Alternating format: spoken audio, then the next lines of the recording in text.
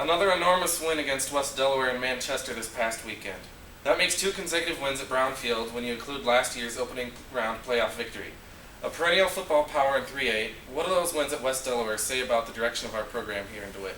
Well, I think it's certainly headed in the right direction, and we have an immense amount of respect for West Delaware and the tradition that they've established, not only in football but all their athletic programs.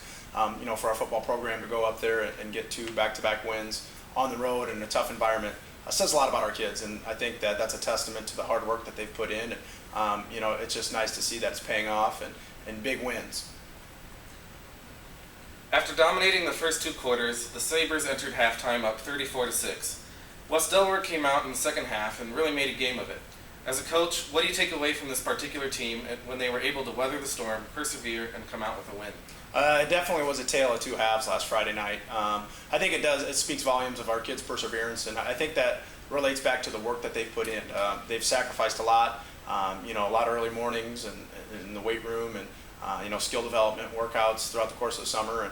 And when things started to get tough, they responded and made plays when they needed to, and that was a big reason why I think we came out on top last Friday. So it's a testament again to their hard work and the things that they've done to be able to be successful in those tough situations, such as last Friday night.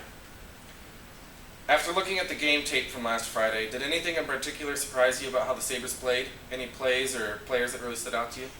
Overall, there was a lot of question marks going into last Friday's game. We lost 75% of our offense, and we had some guys stepping into some spots, and not only in skill position players, but up front, and we were very pleased with those kids that had their opportunity. In addition to some unknowns, we also had some injuries last Friday. Some kids stepped up in certain spots that really helped our team and gave our team a boost. Ryan Olson comes to mind, and being able to come in at the slot back position and fill in for James Grell and Jake Feldpausch and do a great job. I think that that was a great game for him. We benefited as a program as a result of that. Ryan Burke played a great game, defensively and also on special teams. Carter Cahill was a difference maker on special teams and kickoff coverage.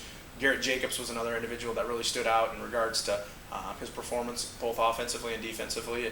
And our kids understand that those are the kids that we need those guys to step up and make plays. And I'm anxious for week 2 to see who's going to step up and make plays tonight. With the second of our 2 non-district games slated this season, Williamsburg will travel to Bernie Field tonight. What kind of game do you think we can expect from these 2 teams? Ourselves along with Williamsburg, we're a run-first team, and we want to establish a line of scrimmage. So I can guarantee it's probably going to be a physical battle.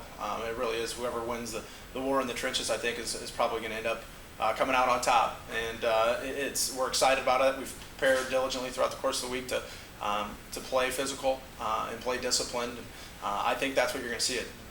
Two very well coached ball clubs that want to establish the run and try to exploit the pass at times. In order to come out with a victory against Williamsburg, what specific areas of play are you looking for the team to improve most upon from week 1 to week 2? One of the things that we want to do a better job of is our special teams and gain an advantage in regards to field position. With our offense, we feel like if we can gain the field position battle, we put ourselves ahead of the competition. And I think that's going to be a key tonight, and forcing the opponent to really drive it a long ways down the field, and for us to get a short field and not have to drive it as long is kind of the goal, and an area that we want to look to improve upon here going into tonight. Regardless of district or non-district play, how does the coaching staff feel that being 2-0 is critical to the team's success this season? The big thing for us is 2-0 would be great. We're more concerned about being better this week than we were last week, and we feel that our kids have done that in regards to how they came out and practiced.